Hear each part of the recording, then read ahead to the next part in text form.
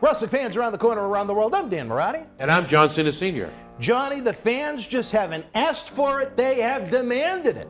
This August, we're headed back to Tampa for Wrestle House 2. WrestleMania weekend, we brought you Sinister Minister James Mitchell, TJP, Demolition Smash, Al Snow, Dutch Mantel Zeb Coulter, JTG of Primetime, and WWE Hall of Famer Gerald Briscoe for in-depth interviews and live interactive cyber autograph signings. And if you want our Wednesday Night Wrestling Insider Special edition episodes to continue, we need your help to bring these superstars' careers and lives to life. Bringing you free content 7 days each week is an expensive proposition. Between appearance fees, air travel, renting the house, the equipment, and everything that goes in to a week of shooting, we can't do it without you. As we prepare to return to producing live in-ring events, help us bring you the superstars and legends of yesterday and tomorrow by visiting Indiegogo now and check out some of the great rewards.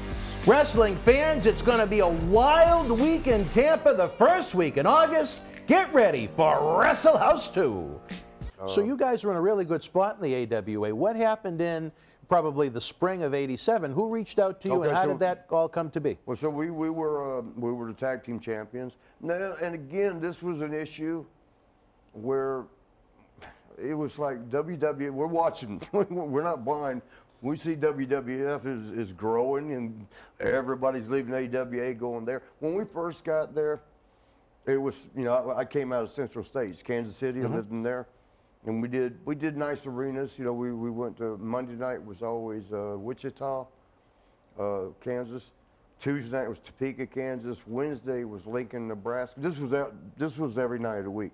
Every night, every Wednesday, every Thursday. Thursday was Des Moines, Iowa. Friday would be what we call a spot show, a small town near St. Louis. In St. Louis on Saturday, and Sunday we'd have off. So we were traveling 6 days, you know, in smaller territory. But those places were pretty, I'd say the arenas were half full. You know, It was a dying territory, though, at that point. Yeah. Yeah. Yeah, it was the end, like the last of the territories. But so then when it came time, AWA got in touch with me and said, "Would you be interested in coming here?" And I was like, "Yeah, I guess." I mean, I was happy where I was at. Yeah. But then he told me they mentioned some numbers, and I'm like, actually, what drew me more was the cities they went to. They said, "You know, you'll wrestle here." So I'm a little small town boy. For me, going to Lincoln, Nebraska, Des Moines, Iowa, and Wichita, oh wow, this is cool. Now I'm going to go to L.A., now Chicago, Baltimore. If I'm with them, that's what lured me the most to go. And you know, and that was good. They were good to me. A Central States thing, All-Star Wrestling it was called. They were good to me. Harley Racing, Bob Geigel ran it. And both But of even them, Harley bolted out of his own territory to go to Yeah. WWF. So I'll if tell you- that isn't a sign of the times with Central States, I don't know what is. The owner left. You know what? I'm going to jump around here because I got to tell this. I'll forget All right. it. It was so funny because Harley, all of his interviews for his company, you know, when we do interviews and stuff, I am the 7 times real world champion, not that Hollywood fake shit over there. All the time. We're just saying that Hulk Hogan crap. I am the 7 times real world champion. And you know, when he would talk to us, you were like, what would you do if they called, Harley? Fuck them, I don't do that plastic stuff. They called him and he's gone. Bye-bye. They called him. And you know what a lot of people don't know about this? WWE was good. WWF was good about ribbing people. We called it ribbing on the square, which means you're joking, but the square part being it's based off something real. It's ribbing on the square. Harley was calling himself, I am the real king of wrestling. You know? He went in there, and guess what they did to him? Because they heard all those interviews. Oh, right? yeah. They put a big 25-pound bucket crown on his fucking head that he couldn't stand because he looks like a goofball. I mean, here he's a badass. Badass man. Yes, Yeah. and make them believe it's real, old school type thing, raw bone tough. and you gonna put a fucking crown on him?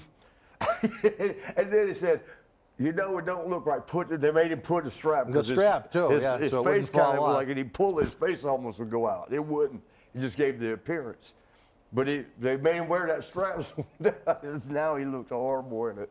And he did it. I wouldn't do none of that Hollywood. You know, and so you know what was funny too? When Sean and I first got called into to WWF. Now this is 87 we're talking. Yeah. Okay. Harley, there was that TV. That was our first day in. And they're sitting around catering, you know, eating. And I knew Harley well. Right? And you know, he'd been real good to me. He got me in Japan my rookie year, which at that time, no rookie had ever went to Japan. That was a big deal. And it was because of him, you know, he took me with him. He kind of liked me, took me under his wing, and that was a good man to learn from. Absolutely. But so I had me and Sean sat there with him. Sorry we're jumping around. That's okay. Am I talking too much? We want you to talk. We don't. Imagine the two of us sitting here for an hour and just shrugging our shoulders. You know what's horrible on my Facebook, which y'all can go to sometime. We'll put the link in the program itself so they can reach out to you on Facebook and Twitter. Y'all will see, I get carried away. Talking is just so much easier. I have to write all that shit on Facebook. And I meant to tell like something to take 2 sentences. It ends up being a damn paragraph this long. Nobody gonna read it. Those are long posts sometimes when you want to tell a story. Oh yeah, I do. But so we're sitting with Harley at the thing.